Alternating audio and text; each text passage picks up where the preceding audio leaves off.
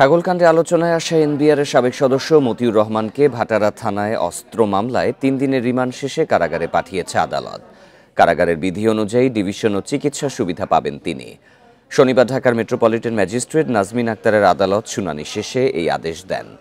মঙ্গলবার রাতে রাজধানীর বসুন্ধরা আবাসিক এলাকা থেকে সস্ত্রীক ডিবির হাতে গ্রেপ্তার হন সাবেক এই এনবিআর কর্মকর্তা। এ সময় তার কাছ থেকে অবৈধ অস্ত্র ২৪ রাউন্ড গুলি উদ্ধার করে পুলিশ। পরে তাকে ভাটারা থানায় অস্ত্র আইনের মামলায় ১০ দিনের রিমান্ড চেয়ে ঢাকার আদালতে তোলা হলে ৩ দিনের রিমান্ড দেয় আদালত। রিমান্ড শেষে এদিন আদালতে তোলা হলে কারাগারে পাঠানোর আদেশ দেয় আদালত।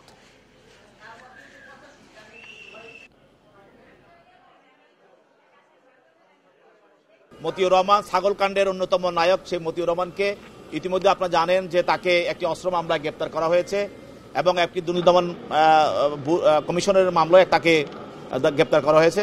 তবে আজকে যে অস্ত্র মামলাটা সেই রিমান্ডে ছিল, সেই রিমান্ড থেকে আজকে বিজ্ঞ আদালতে তাকে রিমান্ড ব্যাক তাকে আজকে নিয়ে আসা হয় এবং আজকে তার প্রতি ফার্দার কোনো রিমান্ড চাওয়া হয় নাই।